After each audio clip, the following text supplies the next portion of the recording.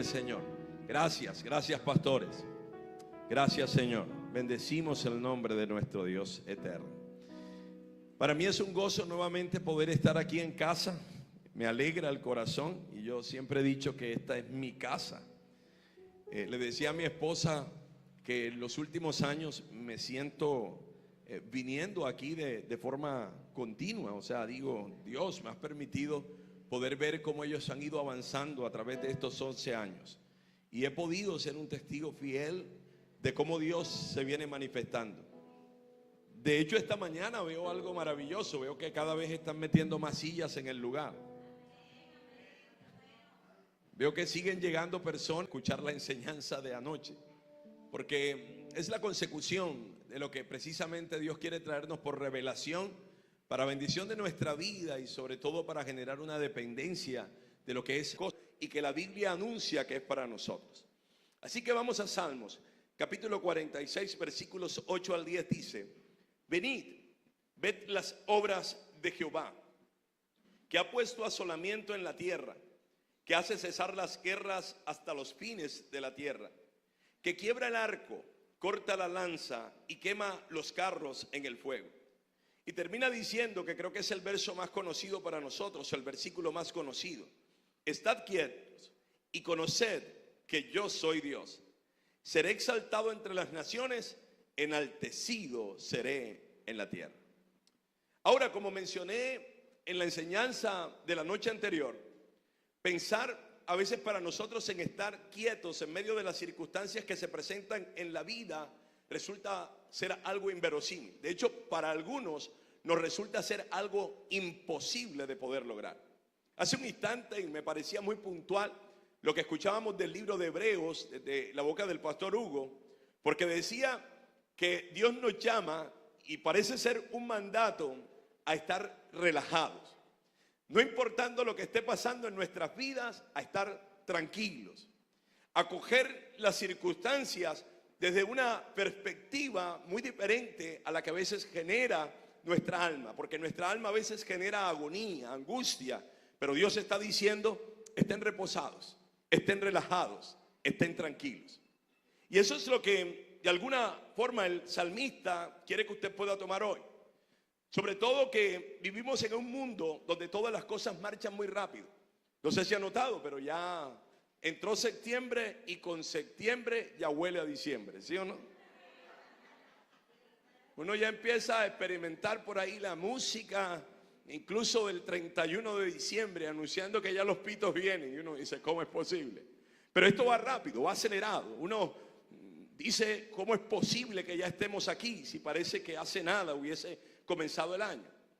Y uno puede terminar incluso creyendo que si aceptamos el mandato de Dios de estar reposados o quietos, tengamos que enfrentar las consecuencias de que todo aquello que estamos esperando no termine pasando. Uno dice, Señor, ¿cómo me puedes pedir que me quede quieto y que las cosas sucedan, si se supone que algo tengo que hacer para que aquello acontezca? Ahora, lo cierto es que el salmista, como también lo hace el profeta Zacarías, a quien mencioné anoche, nos retan a generar una dependencia absoluta de Dios. De eso se trata. Dios quiere que dependas por completo de Él, que dependas por completo del poder, como aprendimos anoche, de su Espíritu. Zacarías dice que no es con espada, no es con ejército, sino con su Santo Espíritu. Ahora, ¿por qué debemos verlo de esa manera? Porque cuando tomamos la óptica del salmista, que sabemos que viene de la inspiración del Espíritu Santo, él lo que intenta mostrarnos es que tú y yo tenemos un Dios suficiente. Que tú y yo tenemos un Dios que no necesita de absolutamente nada de nadie. De un Dios que no necesita de tu fuerza. De un Dios que no necesita de tu inteligencia. De un Dios que no necesita de la capacidad que incluso Él te otorgó o la capacidad que Él te dio. Así que en el Señor hallamos la suficiencia para hacer que nuestras vidas puedan alcanzar ese propósito particular que colocó en nosotros. Y que finalmente nos encontraremos con resultados. Escúchalo así: cuando tú dependes de Él y de su suficiencia, de resultados que van más allá de lo que tú has podido pedir o de lo que tú has podido imaginar. Así que hoy quiero detenerme en la invitación que hallamos en este Salmo 46, en el versículo 8. Escuche, porque esto me parece impactante. Lo que describe la palabra es la siguiente frase. Dice, venid, escuchen, venid, ved las obras de Jehová que ha puesto asolamiento en la tierra. ¿Y por qué me parece tremendo y debemos colocar nuestra atención allí? Porque Dios está diciendo, yo quiero que tú vengas y veas en mi palabra el poder que hay en mí, un poder infinito, un poder glorioso, un poder insuperable, un poder suficiente para que entiendas que tú no tienes que generar nada, ningún tipo de esfuerzo desde ti, para que lo que yo he prometido sobre tu vida termine cumpliéndose. Así que Él te va a decir, venid y ved, venid y ser un espectador, o sean espectadores de la grandeza de su Dios. El Dios en el que han colocado su confianza, el Dios en el que han depositado su vida.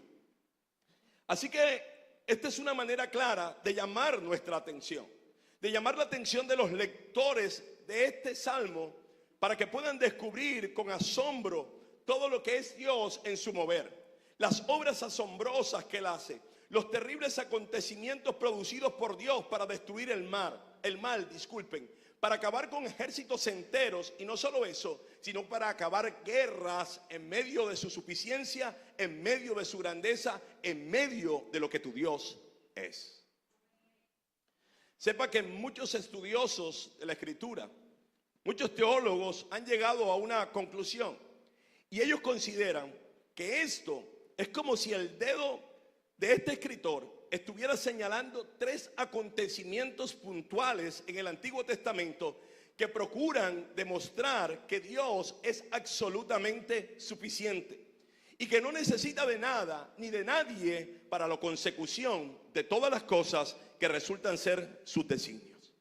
Yo quiero que tú lo veas hoy y quiero que puedas empezar a permitir que el Espíritu Santo traiga revelación a tu alma, porque resulta ser lo más trascendente en toda la Escritura. Dios no necesita de mí. Dios no necesita de nada que yo tenga. Dios es suficiente para que en Él, escucha, que reposa toda la plenitud, pueda darme todas las cosas que yo necesito. ¿Sí ves por qué hay que estar relajado? Como dijo aquí el pastor que dicen los costeños, porque ustedes saben que yo no soy costeño. Soy de por allá de Boyacá. Cógela suave. Y Dios nos viene a decir esta mañana de esa manera. Esta es una mañana de milagros. Esta es una mañana en donde su poder, sin que nosotros hiciésemos nada, solo gozándonos, porque nos hemos estado gozando desde que comenzó la reunión. Solo gozándonos. Y Dios dice, en medio de ese gozo, yo estoy haciendo. En medio de el estar aquí, incluso viendo las manifestaciones teatrales, yo me estoy moviendo. Yo estoy haciendo posible que haya sanidades. Estoy haciendo posible que haya cadenas que se quebranten. Estoy haciendo posible que haya yugos que terminen disolviéndose. Yo estoy produciendo que se desate esa bendición que determiné sobre tu vida en la cruz del Calvario. Yo estoy restaurando familias. Yo estoy consolidando aquello que establecí sobre ti, que es una vida bendecida, y no solo bendecida, sino una vida amplia y abundante. Eso es lo que el Señor te dice, aleluya. Dale ese aplauso al Dios del cielo.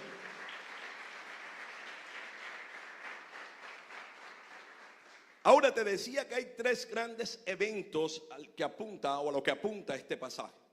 El primero de ellos lo encontramos en el libro de Éxodo. Y fue cuando el pueblo, en su total indefensión, se encontró con el Mar Rojo por delante. Ellos han salido de Egipto y ahora parece que el faraón se ha levantado una vez más para perseguirles y tomarles cautivos, o, según nos muestran las Escrituras, su deseo era matar hasta el último de los israelitas.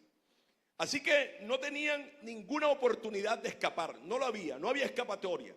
Y Dios, en un acto portentoso, quiero que lo veas, no solo abrió el mar para que lograran cruzarlo, sino que con las mismas aguas que estaban amenazando sus vidas, terminó destruyendo hasta el último de sus enemigos.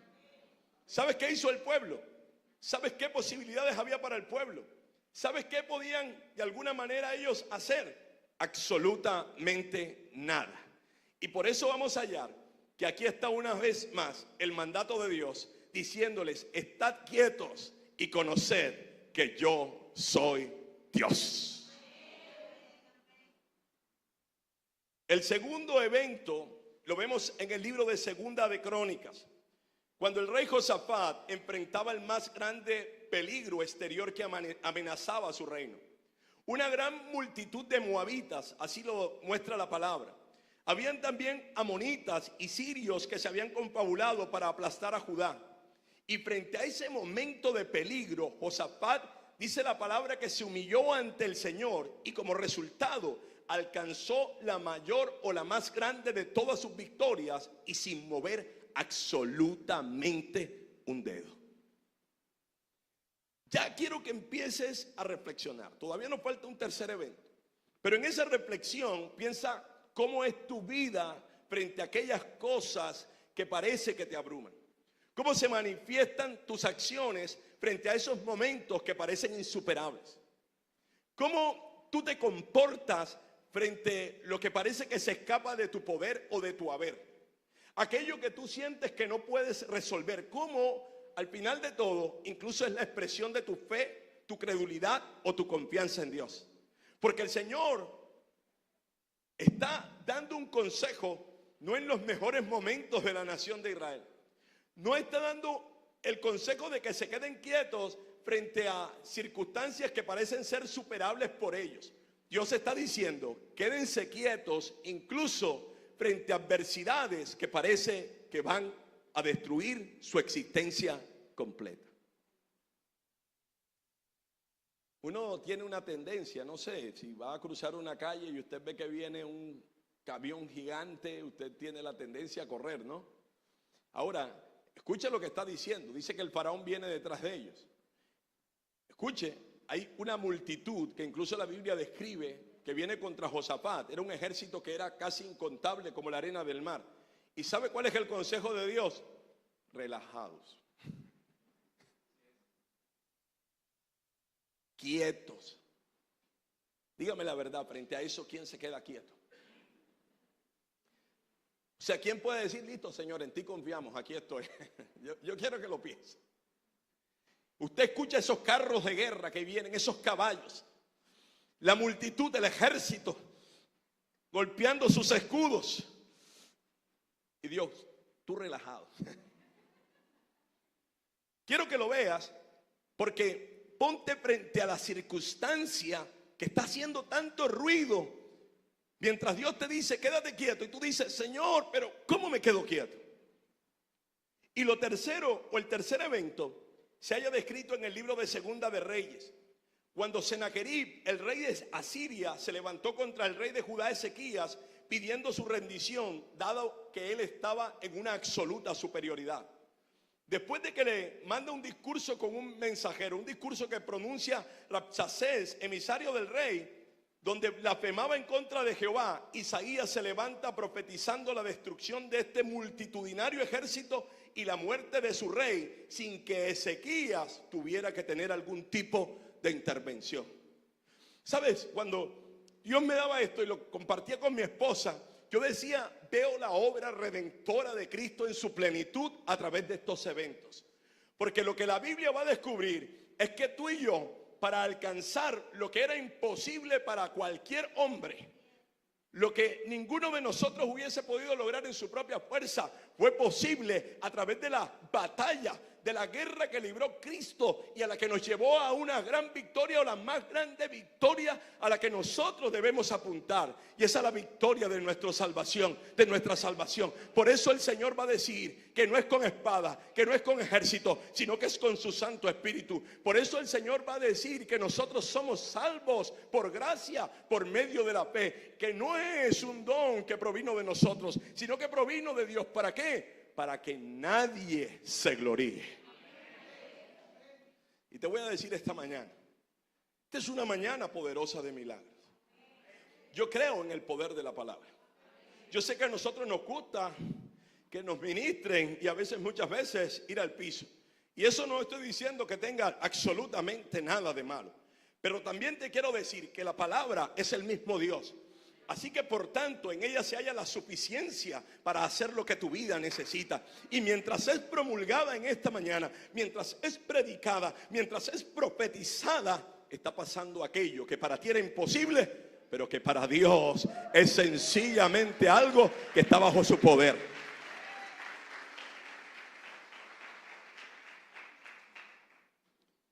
Así que ninguno de estos hombres, ni Moisés, ni Josafat, ni el rey Ezequías tuvieron que hacer nada.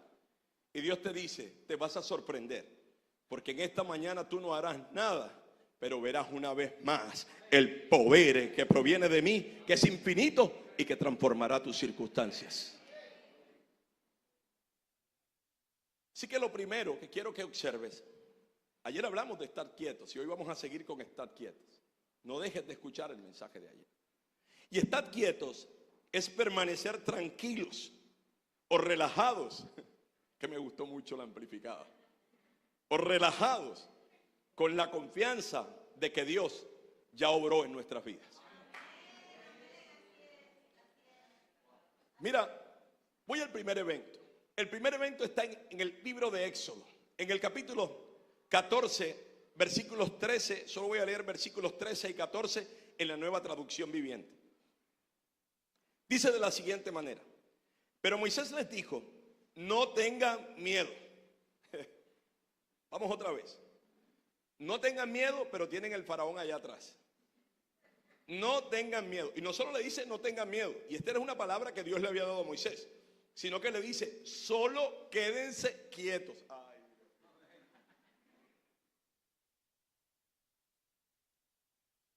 Y observen, escúchelo, y observen cómo el Señor los rescata hoy. Esos egipcios que ahora ven, jamás, esas circunstancias que hoy ves, esa adversidad que hoy ves, esa dificultad que hoy ves, jamás volverán a verlos. El Señor mismo peleará por ustedes. Solo quédense quietos. Dígale al que está a su lado, quédate quieto. Dile, deja la movedera.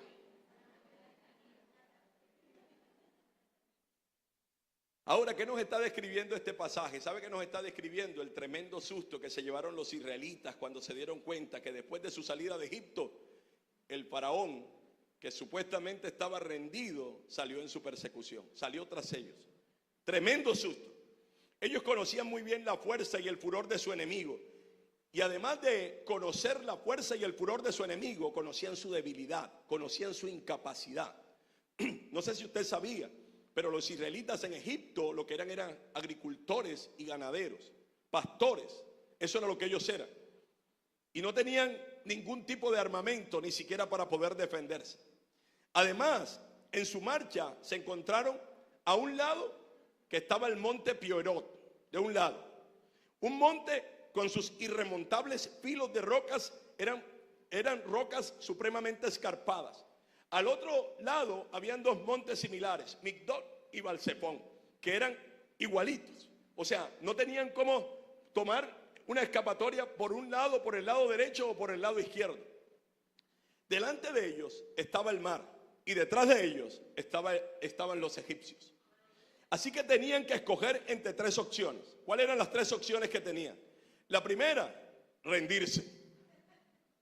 Y hay gente que se rinde en la adversidad. Escúchalo. Hay quienes dicen, no puedo con esto, y como no puedo con esto, me rindo y dejo que la adversidad me mate, dejo que la enfermedad me mate, dejo que la escasez me mate, dejo que mi familia en medio de su destrucción termine acabando con mi propósito y mi existencia. Esa es una opción, rendirse. La segunda opción que tenían era combatir. ¿Y con qué iban a combatir? Si todas las armas que poseían eran ineficaces, eran armas que de ninguna manera podían asestar algún tipo de daño a su enemigo. Pero tenían una tercera, y la tercera era confiar en Dios. Sepa que algunos de ellos, según describe la palabra, clamaron al Señor. El miedo los hizo orar. Y este fue claramente un buen efecto del miedo. A mí me gusta cuando veo a los creyentes que por miedo por lo menos se van a orar. Yo digo, eso ya está hablando de que empiezan a confiar en el Señor. ¿Sabe? Pero el oportuno ánimo que leemos que les dio Moisés terminó llenándolos de aliento. Moisés le dijo, no temáis, solo quédense quietos y observen cómo el Señor los rescata hoy. ¿Sabe? Esto para mí es impactante y lo voy a hablar un poquito más ampliamente. Porque es que Dios nos está diciendo, ¿sabes qué? Yo no necesito de ti. Solo siéntate y observa el Dios portentoso, glorioso y maravilloso que tú tienes. Aleluya. Solo siéntate, quédate quieto, no muevas un dedo y mira el poder que yo despliego en tu favor. ¿Sabes? A nosotros nos gustaría poder tener desafíos en la vida que puedan estar a la altura de nuestras capacidades. Nos gustaría. Pero yo veo que el Señor como Padre siempre está procurando mostrarnos qué clase de Padre es. Mira, cuando yo veo al Antiguo Testamento, voy al Antiguo primero, yo veo por lo menos al pueblo de Israel que va a entrar a la tierra prometida. Y cuando tú ves desde el principio, hay ciertas adversidades que lo superan. Un río Jordán que la Biblia describe, sobre todo en el momento en que debían pasarlo para entrar a esa tierra, que estaba desbordado. Un Jordán que con facilidad podía ahogar al pueblo completo, las 2 millones de personas ahogadas allí. Pero ellos tuvieron que confiar en el Señor. Ahora, quiero decirte que no solo eso. La Biblia describe que era una tierra que se tragaba a sus moradores. La maleza era tan alta que los que entraban en esa maleza terminaban perdiéndose y muriendo en medio de ella. Y yo hago una pregunta. ¿No pudo hacer el Señor que el día en que ellos cruzaran hacia la tierra prometida, el Jordán, fuera solo un riachuelito, que ellos saltaran y pasaran al otro lado? ¿No podía hacerlo? Claro que podía hacerlo. El Señor no era mejor que simplemente hubiera puesto una maleza tan cortita y tan bajita que lo que podían hacer era cortar con sus azadones y sus machetes y entrar a esa tierra prometida. El Señor no podía hacer que no fuera una tierra de gigantes como la Biblia describe, sino que fuera una tierra de enanos, que ellos solo entraran y vieran, un enano, fuera enano, ¿sí o no? Pero ¿sabe por qué habían esos desafíos? Porque Dios una vez más quería probar la grandeza de su poder a aquellos que habían creído en Él. Y eso es lo que Dios viene a decirte en esta mañana. Yo soy un Dios suficiente y no necesito absolutamente nada de tu fuerza, absolutamente nada de tu capacidad. Así que su tranquilidad debería ser una manifestación de la fe que ellos poseían para ver a Dios actuar en medio de su poder. De ningún modo podían dejarse dominar por la ansiedad. Y eso nos llama el Señor esta mañana, iglesia. En su suficiencia, Él quiere que tú simplemente descanses y reposes en Él. Porque Él ya hizo, Él ya obró, Él ya determinó sobre tu vida y sobre tu futuro una bendición abundante. Me gusta cómo lo dice Pablo. Pablo va a decir en el orden del Nuevo Testamento, todo lo puedo en Cristo. ¿Que qué? ¿Sabes? El contexto de esta declaración de Pablo fue hecha a la luz de sus sufrimientos. Toda su vida tenía un único propósito y era servir fielmente a Dios y cumplir su llamamiento. Y sabes que a pesar de los naufragios, a pesar de que lo apedrearon, a pesar de las palizas, a pesar de que lo latigaron, sabes, a pesar de las constantes amenazas de muerte, Pablo dijo que podía. Este martes hizo 8 días, mi padre, el progenitor de mi vida, uno de los hombres que más amé sobre esta tierra, partió a la presencia del Señor. Un día duro para mi familia. Yo ese día estaba de viaje, me avisaron en la mañana, me tocó volver rápidamente a Barranquilla. Y había muerto mi papá, pero había una agenda que cumplir el jueves, el viernes, el sábado y lo que era el continuar de la semana siguiente, que es esta que va corriendo. Y las personas que con las que tenía que cumplir la agenda, dijeron como: pastor, nosotros entendemos, es un momento difícil para usted. Y realmente no era un momento difícil, creo que sigue siendo un momento difícil para mí y para mi familia. Y algunos dijeron: pero quédese, o sea, tranquilo, nosotros buscamos la manera de poder solventar esa situación. Pero Dios me hizo pensar en esta palabra.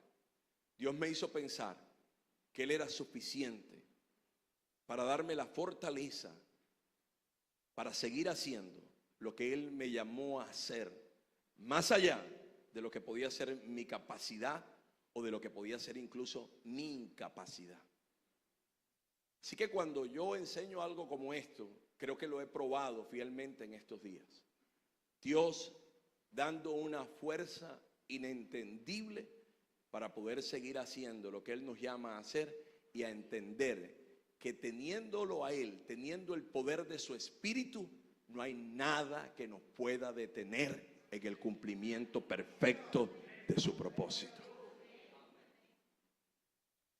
Sabes, para mí si hay un personaje admirable en el orden del Nuevo Testamento es Pablo. Yo soy un amante de las cartas paulinas y soy un amante de este personaje. Pero yo veo conductas en Pablo que yo digo no pueden venir de un hombre y de su fuerza. Pablo, donde iba, no necesitaba jamás hotel, porque Pablo, donde iba a predicar el evangelio, siempre había una cárcel que lo esperaba para que él pudiera pernoctar. Sorprendente, increíble. Pablo en Listra lo apedrean. Algunos creen que murió y que el Señor lo resucitó. Algunos creen eso. La Biblia dice que sus discípulos, sus cercanos lo rodearon, oraron por él, lo levantaron y lo metieron en la ciudad. Y Pablo se levanta al día siguiente. ¿Y sabe qué hace Pablo? Pocas palabras, se sacude. Yo me imagino después de ser apedreado, tiene su cabeza llena de chichones, tiene bolas por todo el cuerpo. Y Pablo lo que dice es una sola cosa. Pablo dice: bueno, ¿y ahora dónde vamos a ir a predicar? Eso es una cosa que no puede ser o no puede provenir del poder humano, de la fuerza humana. Pablo está en Filipos, preso, metido en lo profundo de la cárcel después de haber sido azotado, ahora puesto incluso en ese lugar y puesto en el cepo. Y él y Silas en medio de la noche levantaban cánticos y oraciones al Señor. Y nosotros por menos, ¿qué hacemos?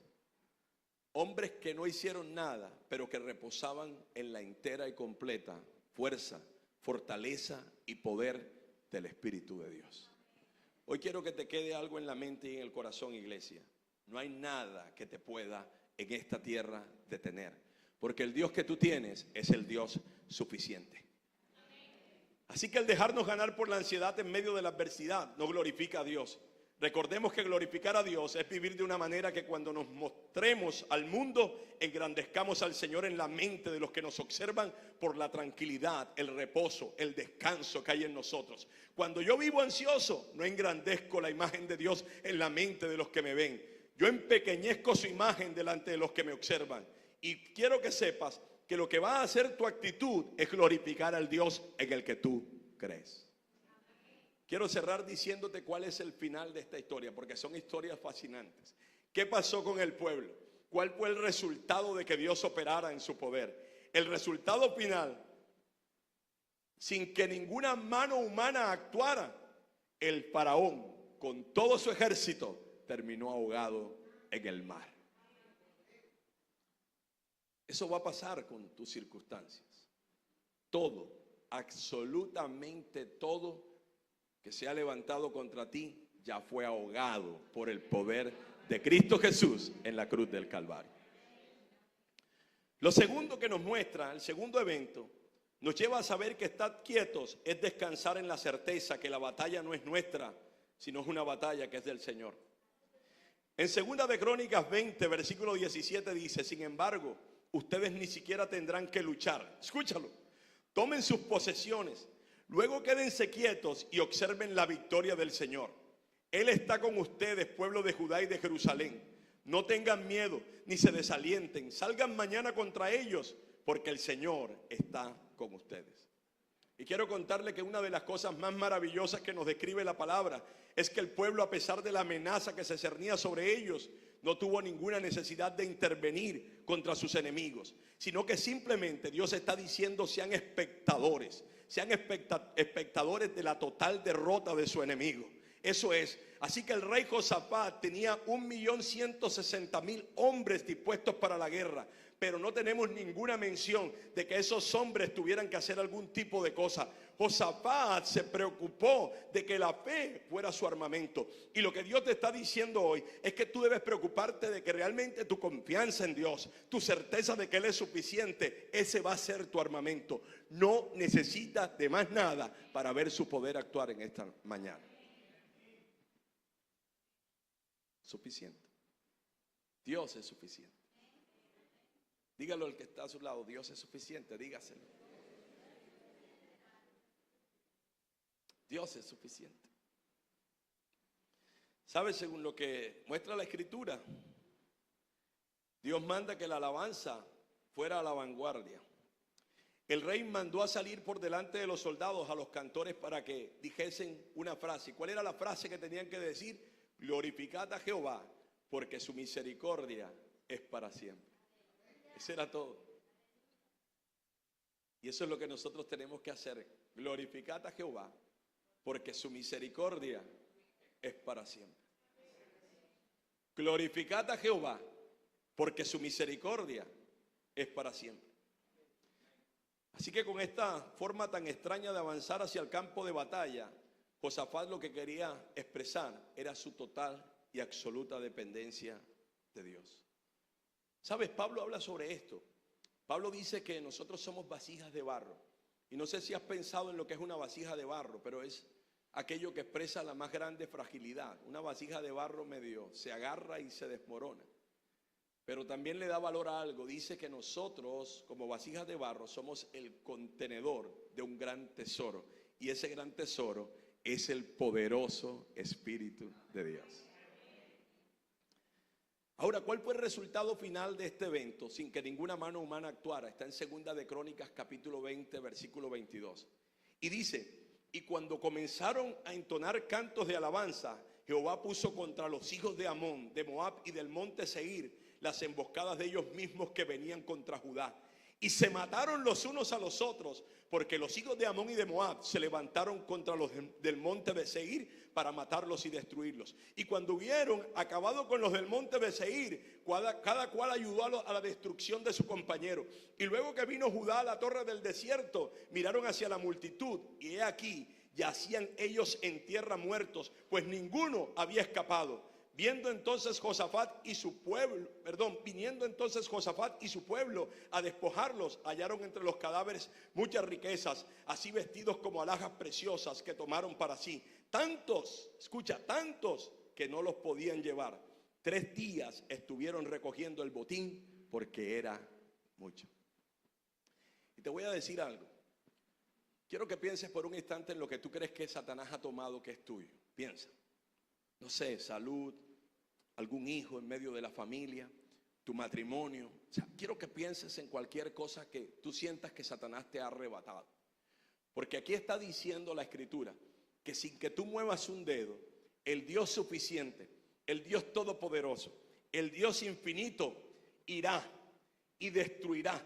Más bien, ya destruyó a tu enemigo. ¿Y sabes lo que hizo? Le arrebató todo lo que era tuyo. Y no solo le arrebató todo lo que era tuyo, sino que te dio o hizo que te pagara los intereses de todo cuanto te había quitado. Dios te está diciendo hoy que en su suficiencia no solo te hace vencedor, sino que te hace más que vencedor en Cristo Jesús.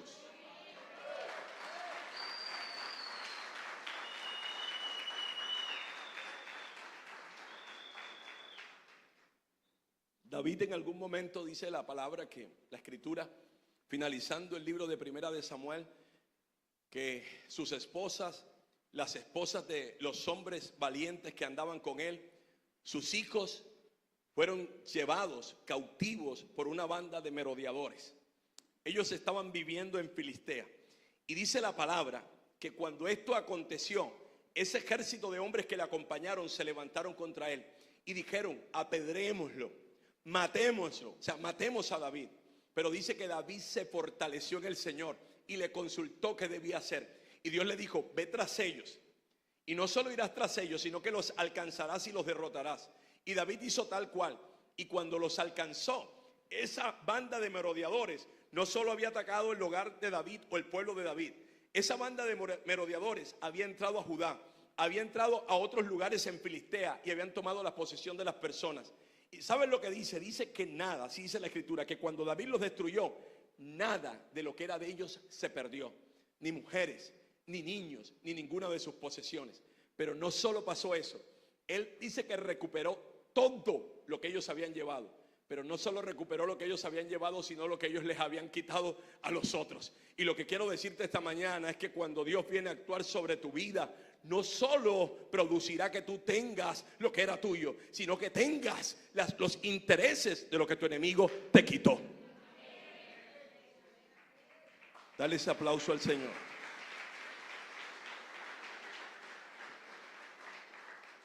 Y es por eso que nosotros hoy no tenemos solo una vida, tenemos una vida abundante. Y es por eso que hoy no solo somos vencedores, somos más que vencedores en Cristo Jesús. Y el tercer evento y último nos lleva a saber que estar quietos es descansar en la certeza que Dios escucha nuestras oraciones. ¿Cuántos saben que Dios escucha sus oraciones? Dice Primera de Reyes 19:19.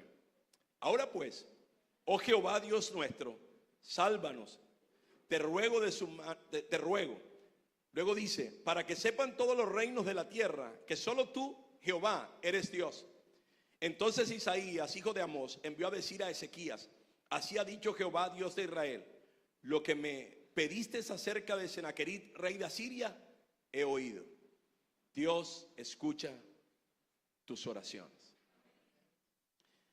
Quiero que veas que Senaquerib, el rey de Siria, envió una carta a Ezequías, al rey de Judá. Y era una carta incluso insultante, era una carta blasfema. De hecho, se atreve a decirle al rey de Judá: no te engañe tu Dios en quien tú confías. Y te voy a decir esto: en medio de la dificultad en la que puedes estar, ¿sabes qué va a decir tu enemigo a tu oído? Dios no puede hacer nada por ti. No hay nada que pueda resolver tu situación. Tu Dios no es suficiente para poder hacerlo. Pero lo que nos está mostrando la Escritura es que Dios escucha tu oración. Y en medio de escuchar tu oración, Él está diciendo claramente que ya resolvió lo que tú necesitabas que fuera resuelto.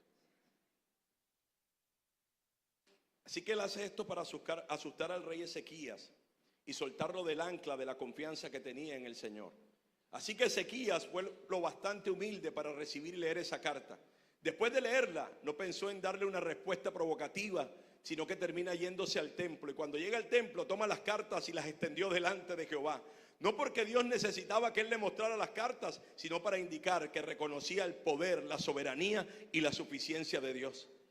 Este hombre lo que hace es que adora a Dios. Él lo hace de esa manera. Él sabe que Senaquerib ha blasfemado y apela a Dios acerca de la insolencia y la arrogancia del rey de Siria.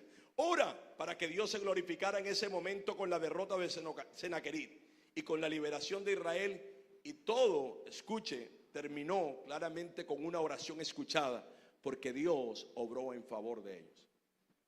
Señor Jesús se lo dijo al Padre: Padre, yo sé que tú me escuchas. Y lo que quiero que sepas hoy es que Dios ha escuchado tu oración. Pastor Juan, Dios ha escuchado tu oración. Dios ha escuchado nuestras oraciones. Así que lo que vemos aquí es el resultado final. Un resultado sin que ninguna mano interviniera. Esto me parece, dentro de todos los eventos que he dicho, me parece el evento más poderoso. Miren qué termina. Primera de Reyes 19:35 dice: y aconteció que aquella misma noche salió el ángel de Jehová y mató en el campamento de los asirios a 185,000. ¿Quién los mató? ¿Quién fue el que los mató? No hubo intervención humana.